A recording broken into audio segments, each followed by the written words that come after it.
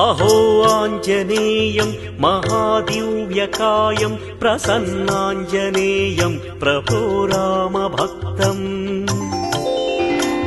प्रसन्नाङ्गरागं प्रभाकाञ्चनाङ्गं सदा पाहि मां स्वामी श्रीरामदूतम् भजे वायुपुत्रं भजे सूर्यमित्रं भजे बालगात्रं भजे ब्रह्मतेजम् जगद्भीतिशौर्यं तुषारात्रिधैर्यं सदा रक्ष मां स्वामी श्री आञ्जनेयम् तृणीभूतहेतुं रणोद्यद्विभूतं भजे सन्ततं रामभूपालदासं महोग्रम्